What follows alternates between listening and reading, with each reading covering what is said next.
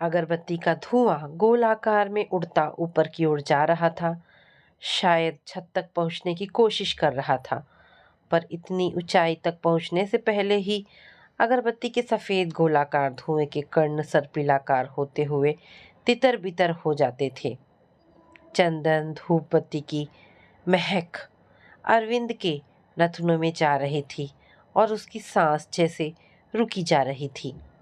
सामने सुगंधा का मृत शरीर के पास दीपक के साथ एक मोटी सी अगरबत्ती भी जलाकर रखी गई थी, पर अरविंद चाह कर भी चीर निंद्रा में लीन अपनी पत्नी के चेहरे को देख नहीं पा रहा था।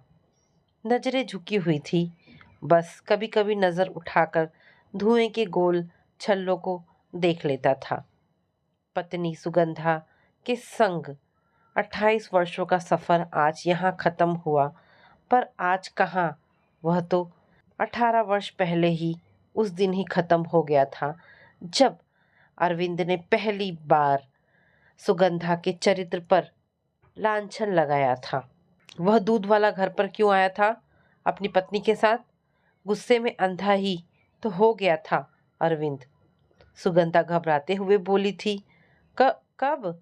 मैं तो कल ही आई हूँ अपने मायके से, मुझे क्या पता? अरविंद गुस्से से बोला, तेरे पीछे दूध वाला आया था अपनी बीवी के साथ यहाँ, उसे ये दिखाने के लिए कि तेरा और उसका कोई भी अनैतिक रिश्ता नहीं है। सुगंधा मानो आसमान से जमीन पर आ गिरी। ये आप क्या कह रहे हैं? मैं और दूध वाले के साथ? छी छी, आपने ऐसा सोचा भी कैसे? पर अरविंद कहाँ सुनने को तैयार था। 30 साल की सुगंधा का मुंह जैसे अपमान से लाल पड़ गया था। अरविंद और सुगंधा की अरेंज मैरिज हुई थी। अरविंद औसत रंग रूप का आदमी था और सुगंधा गोरी, लंबी, पढ़ी लिखी, आत्मविश्वासी, घरेलू और खुशमिजाज महिला थी। पर अरविंद उसे बहुत प्रेम करने के साथ साथ उसे लेकर बहुत ही पजेसिव था। कोई भी एक नज़र सुगंधा को देख ले तो उसे कतई बर्दाश्त नहीं था। दूध वाला जब अपनी पत्नी के साथ उसकी नई कोठी पर आया तो उस दिन मंगलवार का दिन था। सुगंधा को अचानक अपने दोनों बेटे नीलेश और अजय के साथ मायके जाना पड़ गया था। हफ्ते की छुट्टी के चलते अरविंद अपने इलेक्ट्रॉनिक शोरूम की शॉप पर नहीं गया था और घर पर ही था। बस शक का कीड़ा उसके मन में कुंडली जमाकर बैठ गया और आज सुगंधा को डसने लगा। सुगंधा बोली, दूध वाला गांव से रोज बाइक से शहर आता है तो अपनी पत्नी को ले आया होगा, उसको सामान दिलाने या डॉक्टर को दिखाने। कितने ही काम होते हैं गांव वालों को शहर में। पर अरविंद कुछ भी सुनने को तैयार नहीं था। सुगंधा के खिलते चेहरे पे जैसे पतझड़ आ गया। गुस्से में चेहरा लाल होकर तमतमा आया। पर माँ की वह सीख कि गुस्से में पति कुछ भी कहे तो उस समय चुप रह जाना। यह अविश्वास का दीमक गृहस्थी की जड़ों को खोखला कर देता है, याद करके वह चुप रह गई। 7 और 9 वर्षीय अजय और नीलेश इस सब से बेखबर थे, पर मम्मी की सुनी सुनी रोती आंखें, मुरझाया चेहरा बहुत कुछ कहना चाहता था, मगर मासूम बच्चे उन्हें पढ़ ही नहीं पाते थे। एक आम स्त्री की तरह उसने बस प्रेमपूर्ण जीवन की ही कामना की थी। जिन लम्हों की तमन्ना उसने तमाम उम्र की, वह लम्हे मिले तो पर इतने कम मिले कि उनका मिलना ना मिलने के दुख से दोगुना हो उठा। तेज रोने की आवाज़ से अरविंद जैसे अतीत से निकलकर वर्तमान में लौट आया। सुगंधा की दोनों बहनें आरती और वंदना भी आ गई थी और लाल साड़ी में लिपटी लेटी सुगंधा को देखकर उनके आंसुओं का बांध टूट पड़ा था। हाय दीदी, इतनी जल्दी क्यों छोड़कर चली गई? आरती रोते रोते कह रही थी। छोटी बहन वंदना को तो अपनी आंखों पर भरोसा ही नहीं हो रहा था। अपने हाथों से सुगंधा को छू छू कर देख रही थी। दीदी उठो, देखो हम आ गए, अब तो उठ जाओ, देखो हम अचानक ही आ गए, वह भी बिना बुलावे तुम्हारे। तुम हर बार हमें बुलाती थी ना कि आ जाओ आ जाओ। दीदी अब उठ भी जाओ ना, इतनी भी क्या नाराज़गी। पर सुगंधा तो इन सब से दूर जा चुकी थी। बड़ी सी कोठी के शानदार ड्राइंग रूम के बीच में सुगंधा आज शांत मृत लेटी थी। हमेशा की तरह हंसती खेलती मुस्कुराती अपने घर को सजाती संवारती सुगंधा अब कभी नहीं दिखेगी किसी को। अरविंद ड्राइंग रूम के दरवाजे पर काफी दूरी पर बैठा था। वहां से उसे सुगंधा का चेहरा नहीं दिख रहा था। दोनों बहनों के रुदन से माहौल और भी गमगीन हो गया। पास बैठी परिवार की अन्य महिलाएं और सुगंधा की सहेलियां भी तेज आवाज में रोने लगी। वंदना अपनी बड़ी बहन के पास बैठकर सुबक रही थी और आग भरी नजरों से अरविंद को ही घूर रही थी। एक पल को दोनों की नजरें मिल गई। ओह, इतनी नफरत घृणा। अरविंद की नजरें झुक गई। हाँ हाँ, मैं हूँ इस लायक। मैंने कब उसे चैन से रहने दिया। उस दूध वाले प्रकरण के बाद कुछ साल सब ठीक रहा। दूध वाले को हटा दिया गया। अब दूध एक बूढ़ा नौकर डेयरी से लाने लगा था। सुगंधा भी धीरे धीरे सब भूल गई ऐसा लगता था, पर अविश्वास की फांस उसके दिल की गहराइयों तक समा चुकी थी। 5 साल बाद एक दिन मंगलवार को, अरे मेरी बात तो सुनो, मैं नहीं आ पाऊंगी। मेरा आ पाना पॉसिबल नहीं है। सुगंधा किसी से बात कर रही थी। अरविंद को अंदर आते देख उसने झट से फोन रख दिया। इतनी बात तो अरविंद ने सुन ही ली थी और शक का फन उफान पर था। किसका फोन था? किसी का नहीं। मेरी एक सहेली शोभा का था। घर पर बुला रही थी मुझे। आपके लिए नाश्ता लगा दूं क्या? पर बात आई गई नहीं हुई। उस दिन अरविंद ने चुपचाप कॉल डिटेल निकलवा ली। राजीव नाम के किसी शख्स ने 2 बार सुगंधा को फोन किया था। मेरी जानकारी के बगैर कोई गैर मर्द मेरी पत्नी को फोन कर रहा है और मेरी पत्नी मुझसे छिपा रही है। जरूर उसका कोई पुराना आशिक होगा। अब अरविंद वही सोच रहा था जो वह सोचना चाहता था। अगले दिन, कौन है यह राजीव और क्यों उसने तुम्हें फोन किया? कहाँ बुला रहा था मिलने के लिए? प्रश्नों की बौछार सुनते ही सुगंधा हड़बड़ा गई। उसका चेहरा सफेद पड़ गया। बोलती क्यों नहीं? वो मेरे साथ कॉलेज में पढ़ता था। शादी के 8 वर्षों बाद अब उसके घर में बच्चा हुआ है। उसी के नामकरण में बुला रहा था मुझे। उसकी पत्नी शोभा भी मेरी अच्छी दोस्त है, पर कई सालों से मेरा मिलना नहीं हुआ उन दोनों से। सुगंधा ने सफाई देने की कोशिश की, पर अविश्वास में अंधा होकर अरविंद यह सब सुनने मानने को तैयार नहीं था। अब किसका इंतजार है? मृतदेह को इतने घंटों तक घर में रखना ठीक नहीं है, कोई बोल रहा था। आवाज सुनकर अरविंद अपने वर्तमान में लौट आया। काश सब कुछ वहीं रुक गया होता। काश उसने अपने दिल के साथ कुछ दिमाग की भी सुन ली होती, मगर ऐसा हो न सका। वह मन ही मन सोच रहा था। अजीब सा विरोधाभास था। सुगंधा में धैर्य कूट कूट कर भरा था। अरविंद के बेमतलब के इल्जामों को सुनकर कुछ दिन तो वह खूब रोती थी, कुछ महीने उदास रहती थी, पर अपने बच्चों का चेहरा देखकर सब कुछ भुला देती थी। रोने की आवाजें अब तेज हो चली है। एक एक सरकते पल में जैसे सांसों में धुआं भरता महसूस हो, जैसे नब्ज डूबती ही जा रही हो। हर गुजरता लम्हा उन्हें मिलाने के बजाय दूर करने के लिए तैयार खड़ा था। दोनों बेटे और आरती, वंदना के पति, उनके बेटे सुगंधा का पार्थिव शरीर को उठाकर बांस की बनी सेज पर लिटा रहे थे। बांस पर सूखी पुआल भी पड़ी थी। उस पर सफेद चादर बिछा दी गई। उस पर मत लिटाओ मेरी सुगंधा को, उसके कोमल शरीर पर खरोंचें लग जाएंगी। अरविंद मानो तड़प उठा। अरविंद आगे बढ़ा, पर दोनों बेटों की अंगार बनी आंखों को देखकर पांव जमीन पर चिपक कर रह गए। इसके आगे अरविंद कुछ कह ही नहीं सका। उसके पैर भी लड़खड़ा कर रहे थे। कमला भाभी ने अरविंद को थाम लिया। इन बातों से कोई फायदा नहीं भैया जी। जब आप जीते जी सुगंधा के मान सम्मान की रक्षा ना कर सके तो अब मृत शरीर से मोह दिखाने से क्या फायदा।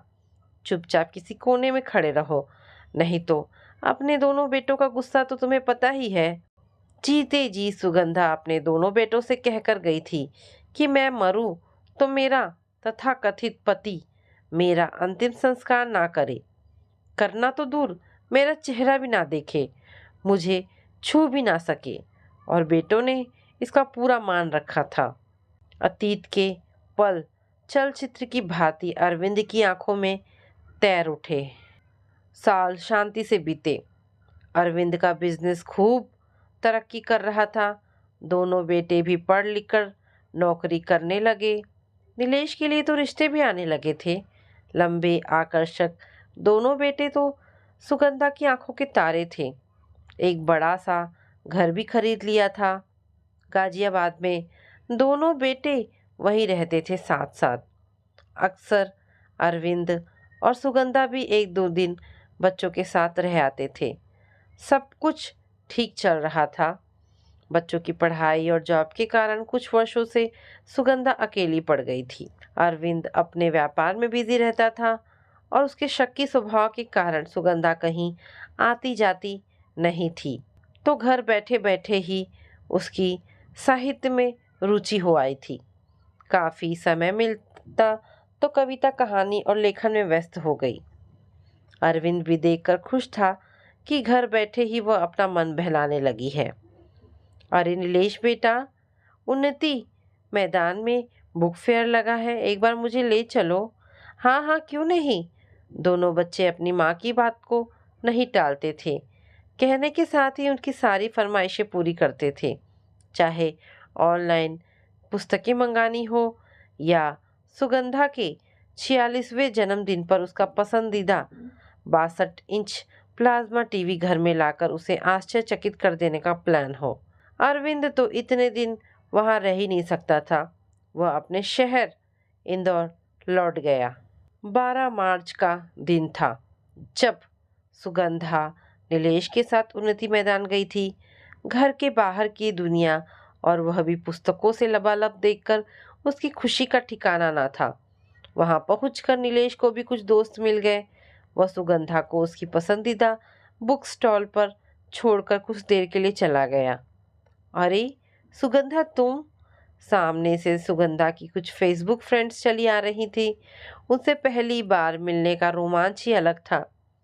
हाय, तुम तो बहुत ही प्यारी हो सुगंधा, आशा बोल पड़ी। वह खुद भी कविताएं लिखती थी। कुछ काव्य संग्रह भी आ गए थे उसके। रीता, मीना, शुभम सब मिल बैठे तो सेल्फी का दौर चल पड़ा। हंसते खिलखिलाते चेहरों के साथ कितने ही फोटो खींच गए खूबसूरत यादें बनाने के लिए। पास ही 20-22 साल के दो नौजवान लड़के विवेक और दीपक भी खड़े थे। मैम, आप बहुत ही अच्छी कहानियाँ और कविताएं लिखती हैं, बिल्कुल दिल को छू जाती है। थैंक्स, तुम दोनों तो बिल्कुल मेरे बेटे जैसे हो, सुगंधा कह उठी। सबने साथ साथ खूब सेल्फी ली। फोटो लेने के क्रम में दोनों लड़के और आशा, मीना सुगंधा के कुछ और करीब हो गए। विवेक ने सुगंधा के कंधे पर हाथ रख दिया। हंसी खुशी के पल कैमरे में कैद हो गए। अपने मनपसंद लेखकों की हस्ताक्षरित प्रति लेकर सुगंधा बहुत खुश थी और दोनों बेटे उसे खुश देखकर खुश थे। रात में खूब चाव से सुगंधा ने दोनों बेटों के पसंद का खाना बनाया। अगले दिन सुबह इंदौर जाने के लिए सुगंधा का ट्रेन में रिजर्वेशन करा दिया था बेटों ने। अकेले सफ़र करने के मौके कम ही आए थे सुगंधा के जीवन में, पर वह रोमांचित थी। बेटों ने भी उसका हौसला बढ़ाया। मम्मी, अब आप अकेले आना जाना शुरू करो। देखो, सब औरतें अकेली कहाँ कहाँ हो आती हैं और गाजियाबाद के लिए तो बहुत सी सीधी ट्रेनें हैं। अगले दिन इंदौर अपने घर पहुंचकर रात में सुगंधा शौक से अरविंद को अपने फ़ोटो दिखाने लगी। ये देखो मेरा फ़ोटो, कवि अमित जी के साथ, ये तस्लीमा नसरीन के साथ, और ये मेरी फेसबुक फ्रेंड है। और ये तुम्हारे कंधे पर किसने हाथ रखा है? अरविंद ने पूछा। सुगंधा ने झट से फोटो आगे बढ़ा दी और दूसरी फोटो दिखाने लगी। अरविंद ने उसके हाथों से मोबाइल छीन लिया और फोटो स्लाइड करके पूछने लगा, ये लड़का कौन है और इसका हाथ कैसे आ गया तुम्हारे कंधे पर? अविश्वास का फन ना केवल सिर उठा चुका था बल्कि जहरीली फुफकार भी मार रहा था। जिस बात से सुगंधा बचना चाह रही थी वही हुआ। तुम्हें वहाँ बुक फेयर देखने भेजा था मैंने, और तुम जाकर अपने यार के साथ अय्याशी करने लगी। प पर वह तो मेरे बेटे की उम्र का है और हम तो पहली बार ही मिले थे। पर अरविंद कुछ सुनने को तैयार नहीं था। 45 से ऊपर की हो गई हो, लेकिन तुम्हारी अक्ल नाम की चीज नहीं है। बूढ़ी हो गई हो पर शौक जवानों के हैं। ओह, उसके कानों में जैसे पिघलता शीशा उड़ेल दिया गया हो। सुगंधा रो रो कर रह गई। रात रात भर जागती रही थी, दिन में मुंह छिपाए पड़ी ही रहती थी। किस बात की सजा भुगत रही थी वह? एक स्त्री होने की, स्त्री शरीर लेकर पैदा होने की, स्त्री शरीर उसकी, पर मालिक है उसका पति अरविंद। वह जब चाहे कठपुतली की तरह उसे नचाए। सुगंधा ने अपना फोन ही बंद करके रख दिया। कुछ दिन नीलेश और अजय से बात नहीं हुई तो तीसरे दिन ही बेटे घर आ पहुंचे। सुगंधा की सूजी आंखें और उतरे चेहरे ने ही सब कहानी बयां कर दी। अरविंद अब भी अपने घमंड में बोले जा रहा था, चरित्रहीन है, उल्टा है तुम्हारी माँ। चुप रहिए, नीलेश चिल्ला उठा। आपके शक ने आपको अंधा कर दिया है, पर मेरी मम्मी को आप एक भी अपशब्द नहीं कहेंगे। मुझे मम्मी की सहेली सपना आंटी ने सब बता दिया है। आपके शक का कोई इलाज नहीं। इतनी समर्पित और प्यार करने वाली पत्नी को आपने जिंदा लाश बनाकर रख दिया है।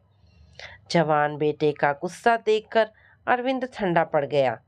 उधर सुगंधा अपने दोनों जवान बेटों के सामने पति के मुंह से ऐसे लांछन सुनकर मानो शर्म से जमीन में गड़ी जा रही थी। मैं क्यों ना समा जाऊं धरती की गोद में? कब तक मैं देती रहूंगी अग्नि परीक्षा? अब कोई अग्नि परीक्षा नहीं होगी। वह तड़प कर बोल पड़ी, एक दिन नीलेश, अजय, मेरे बच्चों, अब मैं सफाई देते देते थक गई हूँ। मैं मर जाऊं तो अरविंद नाम के इस इंसान को मेरे मृत शरीर को छूने मत देना और चेहरा भी मत देखने देना। हो सके तो इतना करके मेरे दूध का कर्ज चुका देना। उस दिन से सुगंधा ने अरविंद को पति के सिंहासन से उतारकर जमीन पर ला पटका। समय सरकता गया। तीज, करवा चौथ, सारे व्रत त्याग दिया सुगंधा ने। 3 वर्षों के अंतराल पर दोनों बेटों का धूमधाम से विवाह कर दिया। सभी पारिवारिक और सामाजिक दायित्व बखूबी निभाए सुगंधा ने, पर मन में चरित्रहीनता की जो फांस चुभी थी वह अब शहतीर बन गई थी। एक रात वह सोई, फिर कभी ना उठ पाई। कितनी बातें थी जिन्हें साझा करने की जरूरत थी, कितने खुले घावों को सिला जाना था, कितनी खरोचों पर मोहब्बत के फाए रखे जाने थे, पर घड़ी की टिक टिक ने नए घाव दिए। कितना कितना हंसना था, कितना कितना रोना, पर बेरहम समय ने उन्हें मोहलत ना दी। पलक झपकी और पल गायब। वहां उपस्थित लोगों के रुदन से अरविंद अपने वर्तमान में लौट आया। हाय, क्या मैं अंतिम समय में अपनी जीवन संगनी का चेहरा भी नहीं देख सकूंगा? सुगंधा का चीर निद्रा में लीन चेहरा शांत था, जैसे तमाम लांछन और जिल्लतें से मुक्ति पा गई हो। सुगंधा की बहनें, सहेलियां और दोनों जिठानियां तेज आवाज में रो रही थी। नीलेश अपने हाथों में मिट्टी का घड़ा लेकर जा रहा था। अजय और परिवार के कुछ अन्य पुरुष अर्थी को कांधा देकर ले जा रहे थे। जिस पत्नी को वो हमेशा पर पुरुष के नाम के साथ जोड़कर उसका चरित्र हरण करता रहा, उसे ही आज गैर पुरुष कंधा दे रहे थे।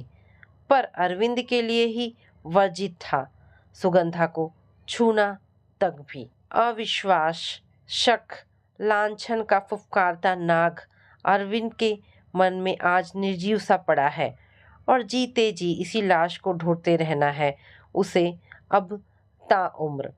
वह पश्चाताप की अग्नि में जल रहा था। तो दोस्तों, ये कहानी समाप्त होती है। आशा करती हूँ कहानी पसंद आई होगी।